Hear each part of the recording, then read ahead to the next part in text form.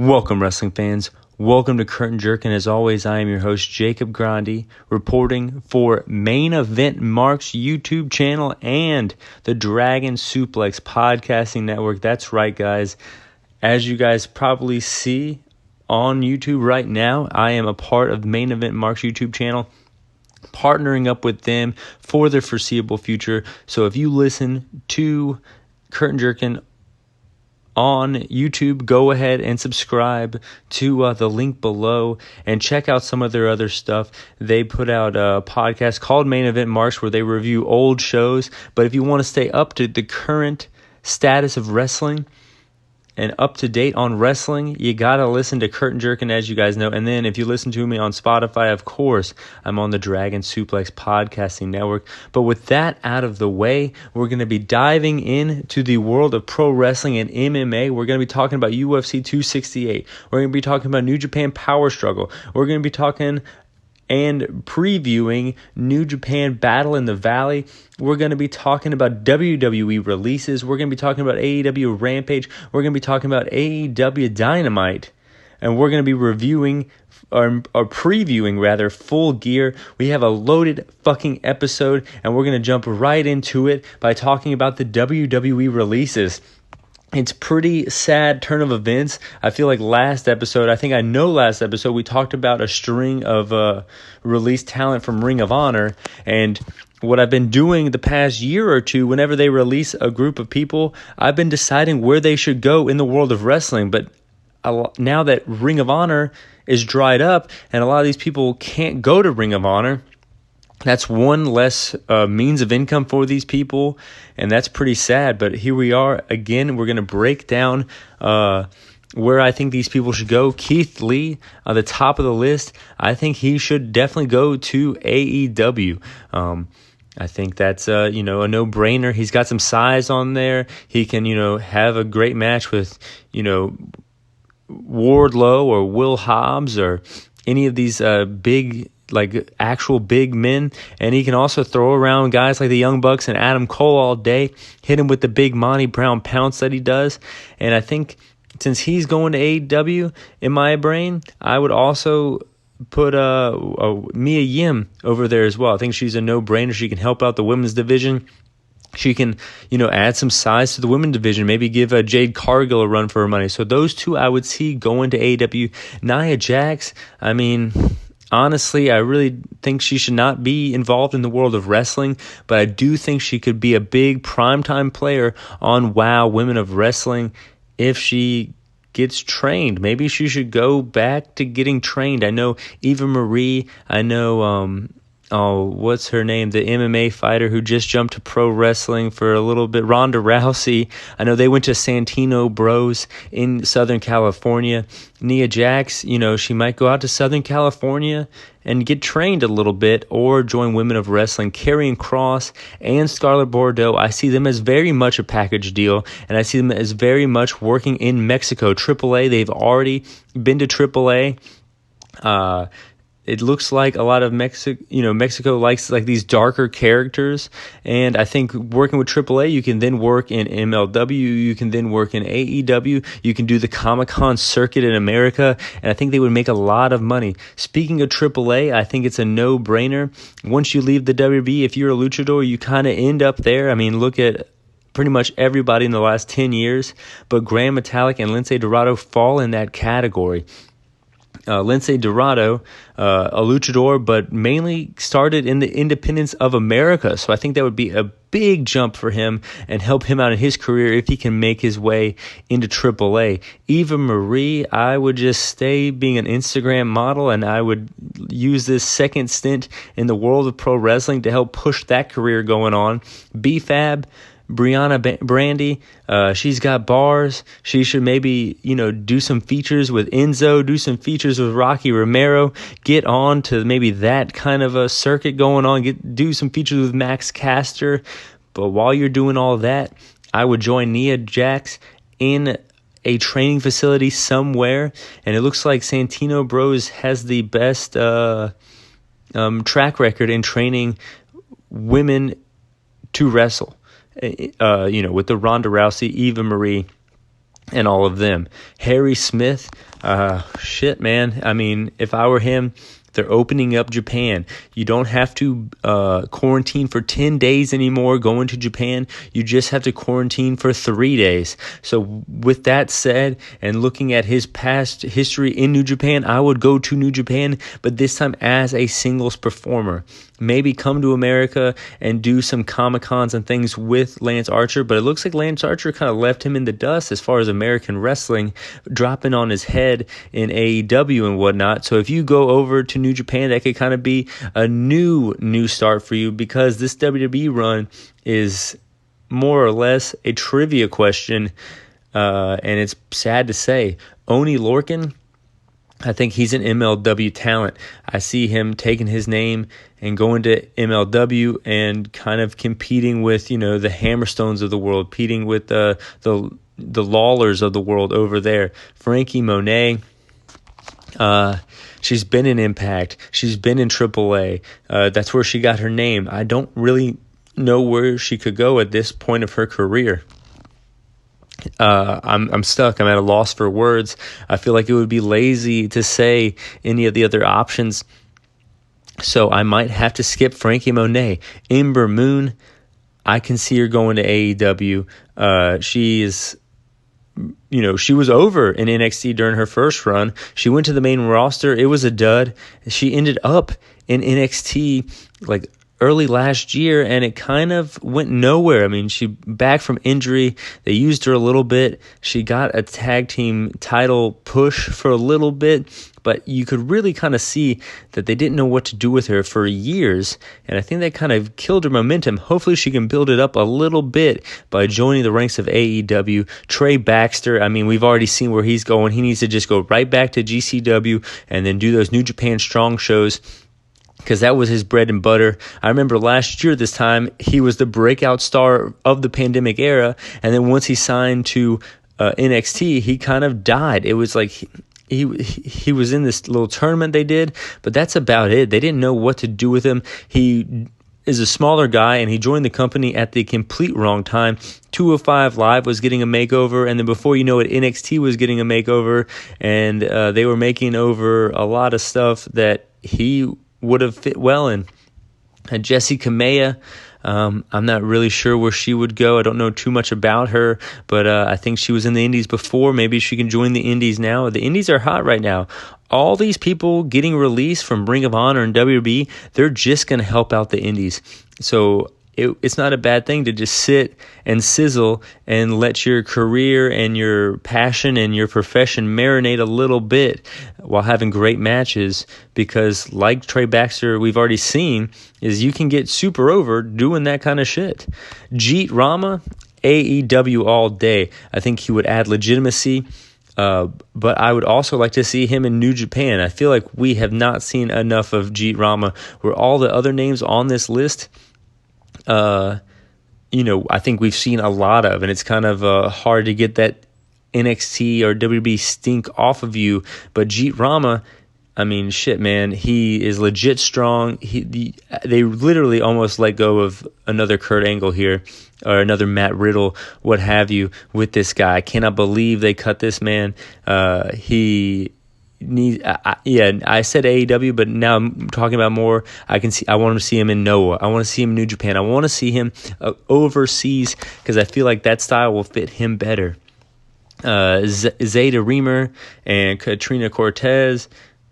I am struggling to form a sentence with how apathetic I am of these ladies' future. Don't get me wrong, I wish them the best, but I do not give a shit where these ladies go, and that shows you all about these releases and what they're doing. Like, the past 2 years, they've just released one after the other, these giant cuts, and that is not good for anybody, losing money and everything. And I feel for these ladies, but I do not know if I want to ever see them wrestle, unfortunately, especially with the big talent pool that's hitting the market, so to speak, that AEW, MLW, Impact can all pick up.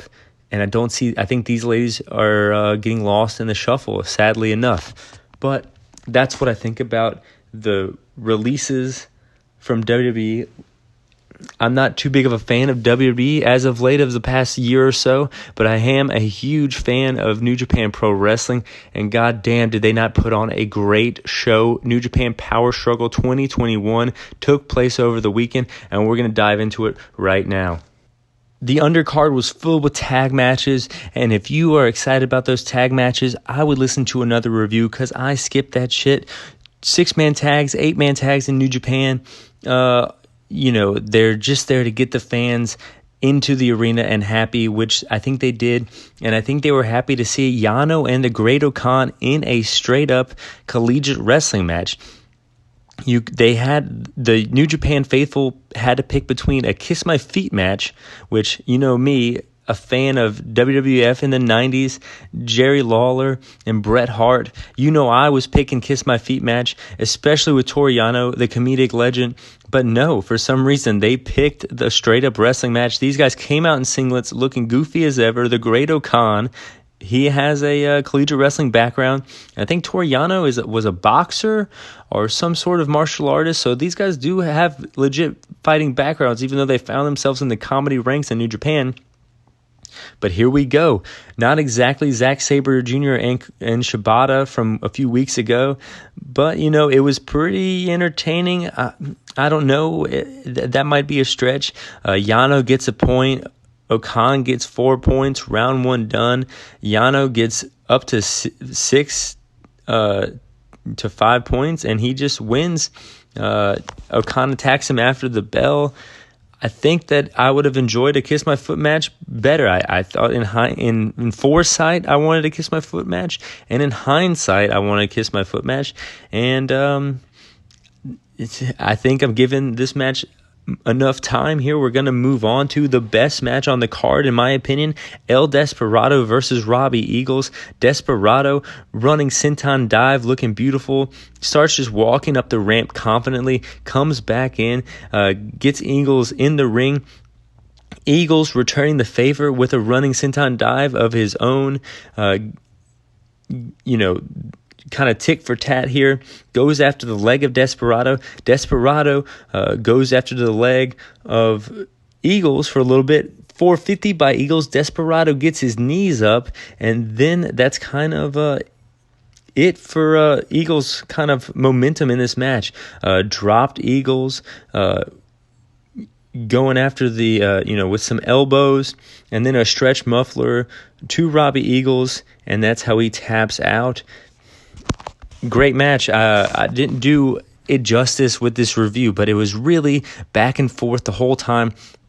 I thought they were going to keep the title on Robbie Eagles because we're going into the best of the Super Juniors, where traditionally the champion loses 1 or 2 matches.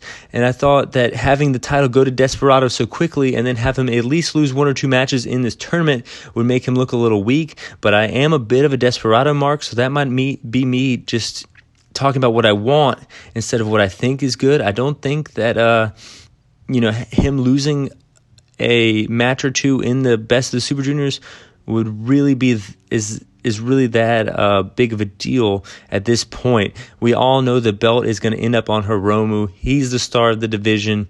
It's almost as if he's bigger than the belt at this point. Like if whoever has the junior title in Japan is kind of just like the silver medalist to how big of a star Hiromu Takahashi is. But moving on from there, Kenta versus Tanahashi for the IWGP US Championship. Slow start here, but Kenta kind of builds the momentum. Tanahashi firing back. Kenta gets a table out, sets it up. They battle back in the ring, but then Tanahashi hits a high fly flow, putting Kenta through the table, getting him back in the ring. Kenta looks all fucked up in his back because of this Japanese table. 1, 2, Kenta kicks out, high fly flow, knees up. Second match in a row, we see knees up after a high risk maneuver. Kenta goes after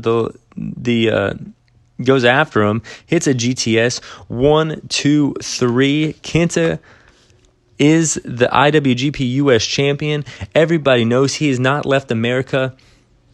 His home, his residence, his family is in Florida since he stayed here after he left the WWE. And so it's kind of fitting that he has the IWGP US Championship, because he can stay here in America, wrestle for New Japan Strong, help put that belt over, help put that division over, help put that new touring brand over in America. It's perfect. It's perfect. It makes sense. And plus, we're going into Wrestle Kingdom here. We don't want Tanahashi to have that mid-card title. There's literally 3 world champions in New Japan right now. So I see one of those world title matches that are on the line have to go up against Tanahashi. There's 3 world champions, 3 Wrestle Kingdoms this year. I got to see Tanahashi in one of those title pictures. I don't know how they're going to do it, but that's what I think they're going to do. I think that was the purpose of putting the title on Kenta, 1, to help New Japan Strong, and 2, to free up Tanahashi to go into the world title picture. One of those men claiming to be the world champion is Okada. He wrestled Tama Tonga. I think this is probably the biggest match in Tama Tonga's career. I mean, you have to go into the G1, but the G1, everyone kind of wrestles everybody round robin style for the most part. And this is beyond the G1. The only man to beat Okada in the G1 right now, Tama Tonga, going up against Okada. As you can hear my voice, I'm pretty fucking excited about this shit. Tonga taking Okada and the rest of Japan to Larry Land, walking around the perimeter of the ring, even reeling in Okada for a second here with a huge suplex on the outside. Dropkick from Okada from the turnbuckle to the floor. Tama Tonga kind of spills and tumbles out to the floor. Okada a little frustrated here, as you guys can see. Dropkick off the top rope. 1, 2. Tama Tonga kicks out, looking for the money clip. Can't lock it on. Tama Tonga gets out of it. Okada looking for the money clip again, can't get it on, but then dropping an elbow, doing the Rainmaker pose. Tonga slips out of the Rainmaker, Death Valley bomb, huge crossbody, 1, 2, Okada kicks out, Tombstone, dropkick again by Okada, Rainmaker, 1, 2, 3, Okada pins Tama Tonga, solidifying his OG status. Apparently, he's on the Wrestling Observer Hall of Fame ballot this year. He needs to be a first ballot Hall of Famer. I don't know if anybody who is able to vote on that listens to this show, but please, if you are swaying to not pick him, come on. He made Kenny Omega in Japan. I'll say it right now. And Kenny Omega is in the Hall of Fame. His historic career, he's one of the, he's the reason I started watching New Japan. He's the reason why most people, other than, I would say, the Bullet Club is number 1. But after that, it's his feud with Tanahashi that made me a New Japan fan. Bullet Club is kind of an afterthought in the realm of New Japan now. Of course, it still exists, but, Kenta, Tama Tonga were, helped main event these shows, but it was kind of you kind of forgot which faction. They stand on their own, even though they're with the faction. But I would say, Bullet Club might have brought people in, but Okada is the one keeping him there. Please, please, please put him on the Hall of Fame. He deserves it. He deserves it. Another person who will probably deserve being in the Hall of Fame one day, Zack Sabre Jr. versus another champion, Shingo Takagi. Neck and neck in the early going here. Zack uses the ropes as the action goes to the apron. Red Shoes getting frustrated with the use of the ropes. Shingo firing up here. Both men down. They get up. Second gear here. You kind of see about 5-10 minutes in the match. You kind of see it's shifting to them picking up the pace here. Huge running elbow. Zack locks in a sleeper. Huge running lariat by Shingo. Shingo just kind of powering out while Zack Sabre Jr. is trying to bring him down. It's pretty much the story of this match.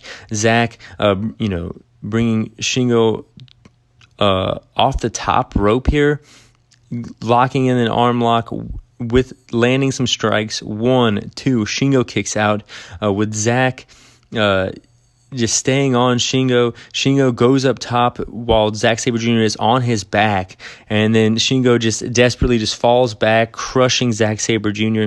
Shingo deadlifts Zack Sabre Jr. up into a Death Valley driver. Shingo just stays on him here. You can tell he's pissed.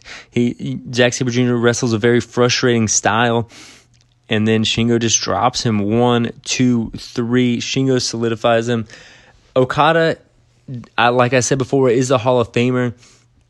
But Shingo feels like the New Japan champion. If you follow the lineage of the current title, he is the champion. Will Ospreay is running around America claiming he's the champion. Okada bringing back the old IWGP title, saying that he is the real world champion, not the belt that Shingo currently has. That was the IWGP Intercontinental title and the IWGP World title combined into the world title. But I would say Shingo, not only with the lineage, but he just feels like the champion. Going back this whole year with the matches that he had with Tanahashi, the matches that he had in the G1, and now this match with Zack Sabre Jr., who is my MVP of the G1, he just feels like the champion right now. He's hot right now. He's just it. He's it right now. He is... I'm trying to think of a way to say it without, I don't know. He is the one. He's the headline. He's the main eventer. And all these other people, Will Ospreay, Okada, if you do not beat Shingo, you cannot say that you're the champion. I'll say that right now. That's my opinion on it. Hopefully, this whole 3-belt fiasco scenario, it's hard to review. It's hard to watch. It's hard to make sense of. Hopefully, it all gets cleared up in Wrestle Kingdom with the IWGP title coming back into the fold and being held up by whoever it may be, but the real world champion. But that's not all the New Japan news we're going to talk about today. We're going to be reviewing New Japan Strong Battle in the Valley from San Jose, California, November 13th, this Saturday, bell time 7 p.m. Pacific. I don't like New Japan Strong because I am accustomed to waking up super early and watching some New Japan. The fact that this is on the same time as another show that we're going to be talking about a little later, Full Gear, is besides the point. Here we go, breaking down, previewing, and predicting all these matches. First match, Yuya Uemura versus Josh Alexander, the former Impact World Champion versus the former Young Lion here on an excursion to kick the show off. Holy shit. I see Josh Alexander winning, and I see Josh Alexander doing a lot in New Japan. I think he's more of a New Japan wrestler than an Impact wrestler, and hopefully we see a lot more of him in New Japan from these New Japan Strong shows. And then we go into the second match. A few guys here that were impacted from the Ring of Honor releases. Brody King and Chris Dickinson teaming up versus Bateman and Mysterioso. I see King and Dickinson winning. Bateman and Mysterioso is a makeshift team if I've ever seen it. So I see Brody King and Chris Dickinson getting the victory here. And then we go into a 10-man tag match. Alex Zane, Alex Coughlin, Rocky Romero, David Finlay, and Fred Rosser. Holy hell, what a team. Versus Tom Lawler, J.R. Kratos, Danny Limelight, Royce Isaacs, and Jarrell Nelson. Lots of, you got Alex Zane recently cut. You got Alex Coughlin coming up in the New Japan US Dojo. Rocky Romero, the Booker Man. David Finlay, second-generation wrestler. Fred Rosser, former WWE talent versus, Tom Lawler, UFC, MLW, and his lackeys here, including Royce Isaacs of National Wrestling Alliance fame. And I see the Tom Lawler team winning. They're the faction here. You got to put the faction over all these makeshift guys. This match should be fucking insane, though, looking at all these wrestlers that are in it. Then we have Clark Connors and Carl Fredericks versus Jeff Cobb and TJP. What I want out of this is Fredericks and Jeff Cobb to have a singles match. So with that, you kind of have to put over the New Japan LA Dojo staples in Connors and Fredericks here. That's who I think is going to get the victory here.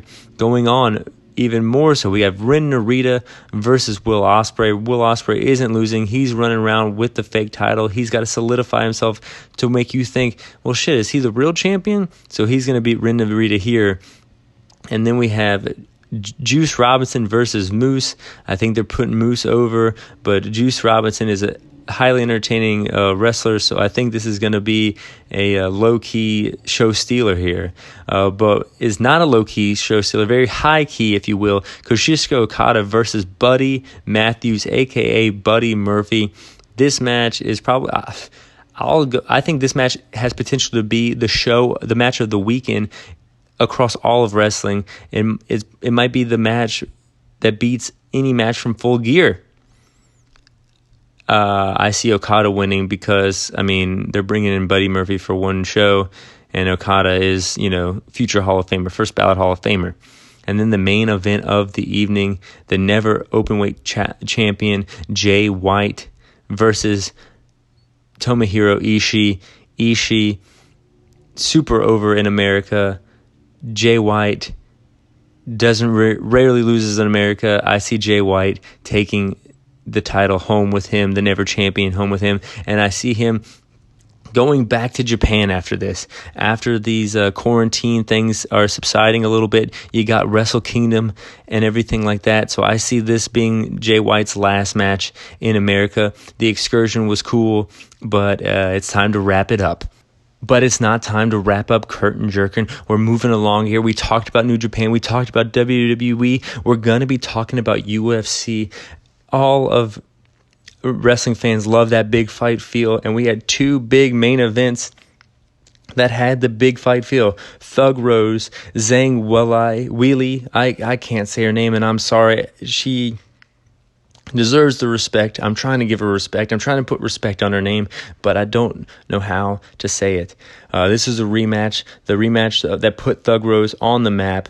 I know that Zhang has 23-0 until she lost to Thug Rose. First round, it was, pretty good stuff here. Weili slips a little bit here. That was, more or less the highlight. Going into the second round, both going for it here, swinging a little more desperate here. Weili wobbles here, and you see Rose, get to her back, and she kind of like, freaks out, does a really good job getting up, kind of doing the bicycle kick. Third round, a little bit more desperate. Action picks up a little more, but the pace kind of slows down. It's kind of weird. The desperation picks up, but the pace slows down. And this is when Weili falls down. They go into the cage. Shoulder strikes from Rose. Weili takes Rose down at the 30-second mark. Rose kind of saved by the bell a little bit here, and then we go into the fourth round. Both ladies going for it here. Rose falls back again, and then this is actually when she does the bicycle kick. This moment stands out to me. She was frantic, she was spastic, did not want to go on the ground. She hops up again, and then we go into the fifth round. Rose pretty much kind of solidified herself here. The crowd going nuts. 1 minute to go. Rose looks tired, and so does Weili. Bell sounds. The judges give it to Rose, and I think she deserves it here. But really, I got to say, that match was good. It was a nice little martial arts contest, but the real main event here, Colby Covington, the Trumper versus Usman, the Nigerian Nightmare, I think is his name. I'm going to call him that. Colby Covington coming out to Kurt Angle's old theme, and the crowd was letting him hear it here with the "You suck, bringing a smile and warming the old school wrestling fan in me's heart. I love it. I love the gimmicks in MMA, and but when the bell sounds, gimmicks are over. It's all it's all the match here. Covington going for it here, but ends up kind of getting caught a little bit, almost caught in a choke. Gets up to his feet. He's Covington bleeding here, and then we're going into the second round. Covington kind of I feel a little desperation here. But desperation isn't what happened here.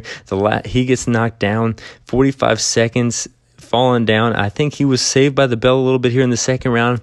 I think the ref didn't want to call it, but if it was someone with a little less prestige than Covington, it would have been called. Covington comes into the third round almost very desperate. And why wouldn't you be very desperate if you were him? Usman did definitely win the first two rounds, in my opinion. He is throwing some kicks. At the 2:30 mark, Usman tackles him down. They get back up. Both land strikes here. Both are going for it here. And then the bell sounds, and they're just staring each other down. Going into the fourth round, Covington lands a lot of shots. Usman does look a little tired here. I think if I was going to give one round to Covington, it would be the fourth round. They were both going for it a lot here, and they were missing a lot here in the fourth round. But Covington just kept bleeding. Into the fifth round, Covington is a crimson mask, to steal a term from the squared circle. It looks like Covington got poked in the eye a little bit here. They had to call it. But at the end of the day, they put the title on Usman. He's on a different level right now. You can have all the gimmicks in the world. You can wear your Make America Great Again hats. You can do whatever you need to do to fire up the crowd and sell the tickets. But at the end of the day, you're selling the tickets for everyone to sit there and lose if you're fighting Usman. And Colby Covington found that out. I think anyone who's going to fight Usman, unless something changes, unless he gets injured, unless something happens, anyone in that division is going to run into the brick wall that is Usman right now. And that's what Colby Covington did. But it was crazy to see all this jaw-jacking, all this shit-talking leading up to the fight. And then at the end, they shake hands. It was crazy to see. They have respect. Usman said it. He said, you might hate this guy, but I respect him. And that's crazy to see. You literally saw them beat the respect into each other and prove that they're tough. They deserve to be where they're at. And it was amazing to see. UFC, if you are a big fan of the big fight feel in wrestling, you got to tune into UFC. Colby Covington, in fact, might join the world of wrestling.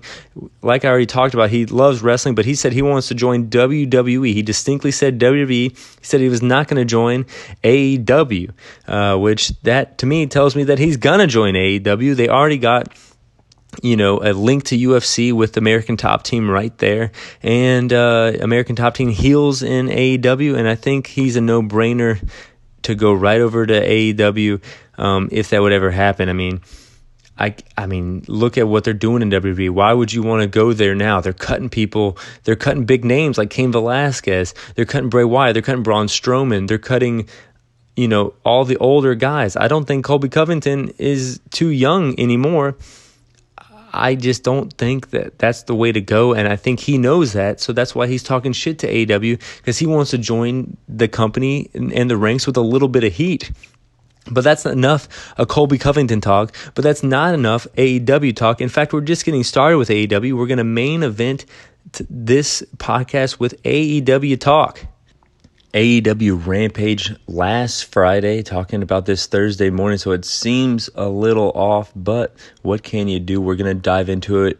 It was good. Daniel Bryan versus Anthony Bowens. The highlight of this match for me was Matt Caster's freestyle, bringing up,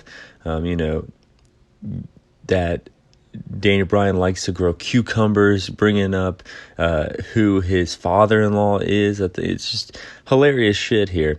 Bryan tying Bowens up from the very beginning. He gets to the ropes, but that doesn't stop Danielson from just kicking him to the outside. Bowens does use the ring apron to his advantage to, get the advantage. Matt Caster also getting involved. Yes kicks when they get inside. 1-2. Bowens kicks out. Bowens actually gets a pin on Bryan. I was surprised about that. 1-2. Bryan kicks out. Danielson diving on both Caster and Bowen at one point. Missile dropkick in the ring. LaBelle lock. Bowens taps out. Solid little Bryan Danielson match to kick off Rampage. You gotta fucking love it. Bryan Danielson, this AEW run is quickly becoming my favorite thing in all of wrestling. It is so good. We'll talk more about it a little later. Andrade and FTR in the back. MJF just makes sure that Andrade knows that FTR is on loan to him, and Dax Harwood calls Pac a British bitch, and we will see that match this Friday on Rampage. But then the highlight of the show here, Kingston and Punk face-to-face. Punk comes out and commands the crowd during the entire commercial break. Kingston doesn't come out at first, but then does come out for that little extra heat. And then, speaking of heat, they start jaw-jacking. He says that CM Punk was his hero at one point, but then he pretty much kept talking shit and calling him fat along with the rest of them. And Punk kind of agrees with that and says, that, it was not his fault that he judged him. It was Kingston's fault that he missed the mark. And, I couldn't, this seemed real to me. Damn it. And then Punk accepts Eddie Kingston's challenge at Full Gear. And then Eddie Kingston gets right in his face and says that you quit on wrestling for 7 years and he's going to make you do it again. And that's when CM Punk hits a headbutt, not a Shibata headbutt, but just a nice little bam. And they start brawling. They have the refs come out. They have the AEW Dark Talent come out. This was the Punk that I wanted to see. I've mentioned on this podcast that he's just pretty much been doing a victory lap ever since he's been back in AEW. He hasn't really done a lot of pro wrestling in his pro wrestling return, but here he is. This was very pro wrestling. This was very good pro wrestling. You gotta fucking love this shit. And then they had Red Velvet versus Bunny, Jade Cargill on the outside, Bunny using the steps, Death Valley Driver from Bunny, 1-2, no, Final Slice or whatever Red Velvet calls her finishing move, gets the 1-2-3. Not a very good match, especially compared to the match prior and the match after. Mark Henry split screen. This is great. This is all really Mark Henry does in AEW, and I'm fine with it. Adam Cole versus John Silver. I don't know why John Silver calls Adam Cole Budge, but I know that Adam Cole doesn't like it. So that's all I need to see.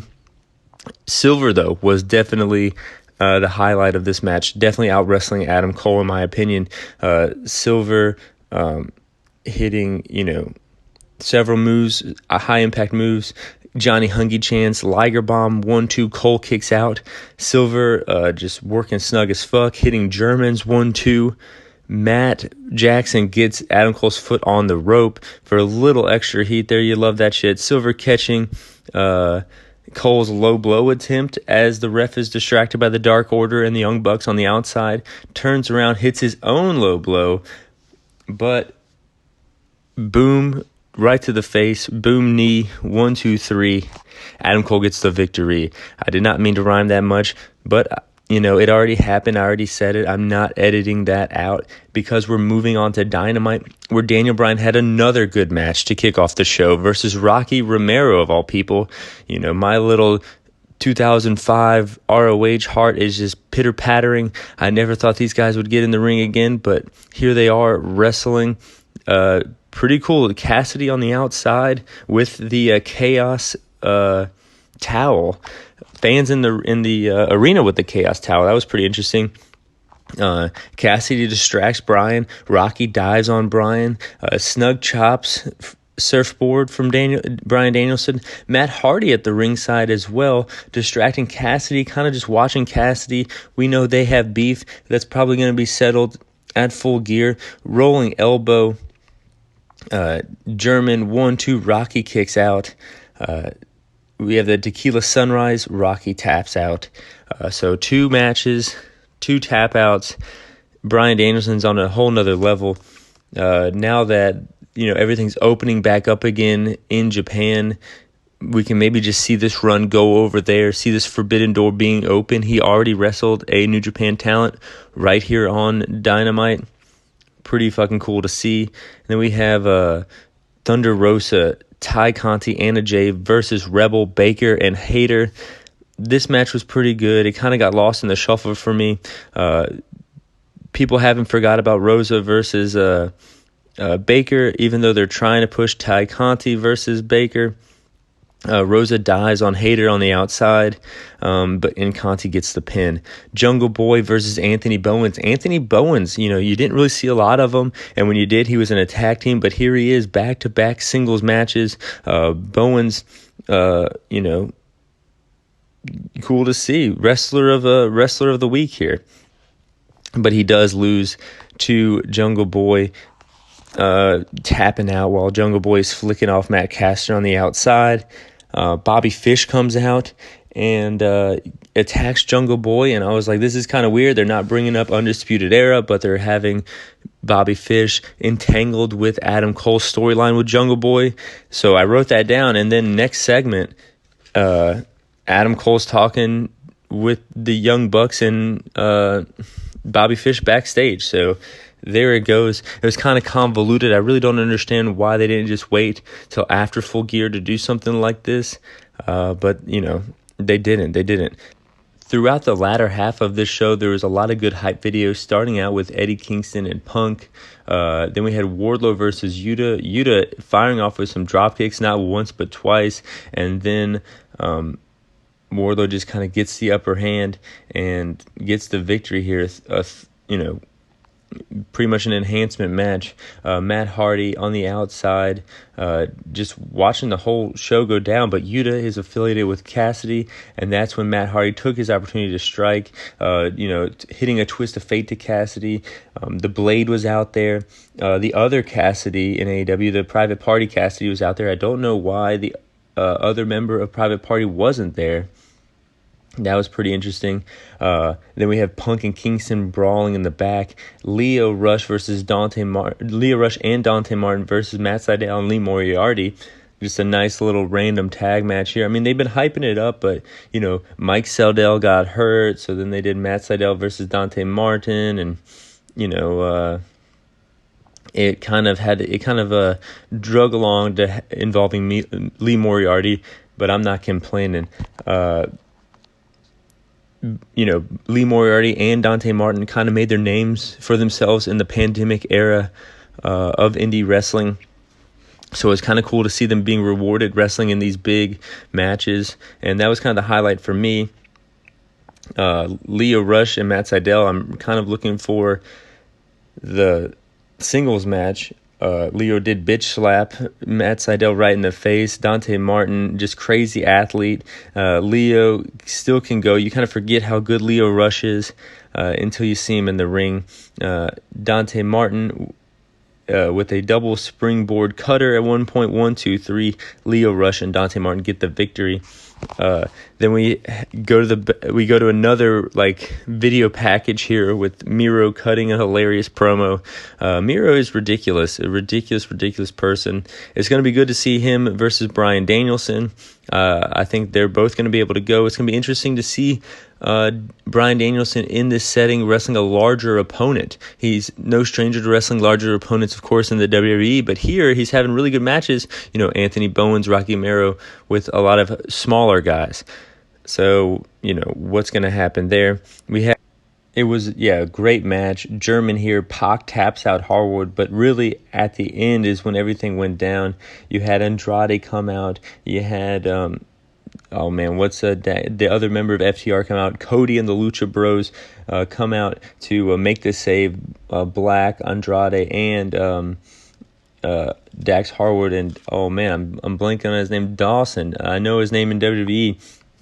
The other member of FTR is out there, and there was just a big brawl to end the show, or in the arena portion of the show. They did have MJF versus Darby Allin hype video, and they also had a contract signing Kenny Omega versus Hangman Adam Page. You can feel the excitement in the air. They really didn't have to do too much to sell this match. They've been selling this match for over a year now. They were tag team partners. They won the tag team championship on the Jericho Cruise, the first Jericho Cruise, the one from 2019. So really, that's kind of where the story begins. They lose it. Omega and Hangman had a match. Omega won the match. Since then, Omega has won the title. And I think it's time for Hangman Page to get the World Championship. I think with all these former WWE guys signing, you kind of need a AEW star holding that title for the first time. You had Jericho, you had Moxley, you had Kenny Omega. All people who have made their name outside of AEW. I know Hangman Page wrestled in Ring of Honor. I know he wrestled in New Japan, even competed in G1. But I feel like he made a name for himself in AEW, unlike the other three people that he would be compared to if he became champion. You need something like this because you got a lot of guys, former WWE guys. You can't just keep putting the title on former WWE guys if you're trying to compete with WWE. This is their time to make a homegrown champion, and they need to do that now. So that's kind of my prediction for the title match, but let's break down the rest of this card here. Christian Cage and Jurassic Express versus the Super Click. I always lean to the faction whenever it's a makeshift team, so I'm leaning to the faction here. I mean, come on, the Young Bucks book their own shit. They're going to put themselves over. Darby Allin versus MJF. MJF took a lot of pinfalls in that Jericho feud, and he really hasn't done too much since, so I'm going to go with MJF here. So 2 heels right off the bat, and then going into the Lucha Brothers versus FTR. I think the Lucha Brothers get their AAA championships back, and I think that they retain the AEW championships as well. FTR is on fire right now, but the Lucha Brothers, I don't think they've completed everything they can do with this title run. Then we have Inner Circle versus the American Top Team with Men of the Year. Once again, you got to go with the faction. I'm going with Inner Circle getting put over strong, beating the UFC legends. Eddie Kingston versus CM Punk. CM Punk ain't losing this one. You got to go CM Punk. Bryan Danielson versus Miro. Danielson is on another level right now. You got to keep heating him up. Why not keep heating him up? Have him beat Miro, and then have Hangman Page versus Bryan Danielson next pay-per-view. Britt Baker versus Ty Conti. I would keep the title on Britt. I think Ty Conti is popular on the internet, and I don't think losing will make her less popular. I think she can go in the ring. She's improving in the ring, but what makes her popular is not her in-ring skills. So I don't think anyone would be hurt with a Britt Baker title defense there. And then, of course, Kenny Omega, Hangman Page. I already said it. Hangman Page will get the championship at Full Gear. He will be the only person to take the title from the current champion in their match, and that will make it even that much more special. Let's go Hangman fucking Page. Appreciate Main Event Marks. I appreciate the Dragon Suplex Podcasting Network. Fly high. I'm out.